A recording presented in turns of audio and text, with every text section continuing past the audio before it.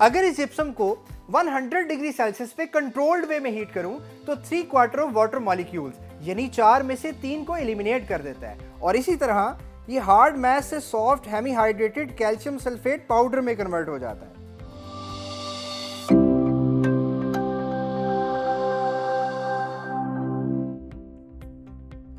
हम जानते हैं कि जब बोन फ्रैक्चर हो जाए तो फ्रैक्चर बोन को हिलने से बचाने के लिए ये हार्ड मटेरियल यूज होता है और इसी हार्ड मटेरियल से अक्सर घरों की सीलिंग डिजाइन की जाती है और यही हार्ड मटेरियल कुछ डेकोरेशन पीसेस बनाने के लिए भी इस्तेमाल किया जाता है। मजे की बात यह है कि ये हार्ड मटेरियल असल में जिस सॉफ्ट पाउडर से हासिल किया जाता है उसे आप प्लास्टर ऑफ पेरिस कहते हैं, लेकिन ये प्लास्टर ऑफ पेरिस आखिर इतना हार्ड कैसे हो सकता है? To understand this, we first need to understand chemical composition of plaster of Paris.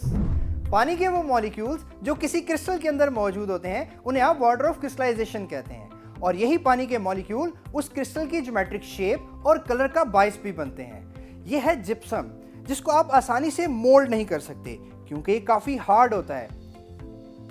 Gypsum का केमिकल फार्मूला CaSO4.2H2 है, यानी इसमें वाटर ऑफ क्रिस्टलाइजेशन की वैल्यू 2 है, लेकिन आपकी आसानी के लिए इन वाटर मॉलिक्यूल्स को सेपरेट लिख देता हूं और हर वाटर मॉलिक्यूल को 2 हाफ वाटर मॉलिक्यूल्स में भी लिख सकता हूं।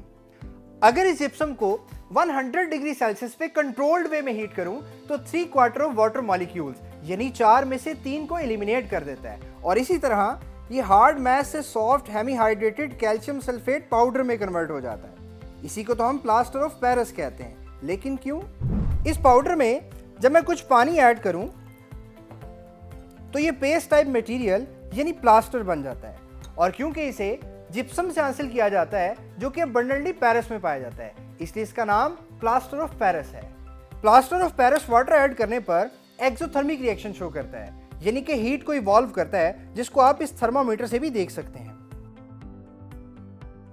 क्योंकि इसे आसानी से मोल्ड किया जा सकता है इसलिए इसे आप डिफरेंट तरह की शेप्स में कन्वर्ट कर सकते हैं। अगर इसे कुछ देर पड़ा रहने दें तो ये पानी के मॉलिक्यूल को एब्जॉर्ब करके दोबारा से हार्ड मैस में कन्वर्ट हो जाता है, जिसे आप सेटिंग ऑफ प्लास्टर कहते हैं। सेटिंग प्रोसेस के दौरान 1% वॉल्यूम में एक्सपेंशन हो जाती है जो शार्प इंप्रेशंस को अचीव करने में हेल्प करती है। अगर आप देखें तो कुछ फोर्स लगाने पे ये आसानी से टूट भी जाता है। इसकी स्ट्रेंथ को इंक्रीज करने के लिए प्लास्टर ऑफ पेरिस में वुड पल्प, आयरन मैश और ग्लू को भी ऐड कर सकते हैं और इसी स्ट्रेंथ की वजह से इसे डिफरेंट तरह की हार्ड पार्टीशंस, बैंडेज कास्ट और फॉल सीलिंग में यूज किया जाता है जो जल्दी ब्रेक नहीं होते।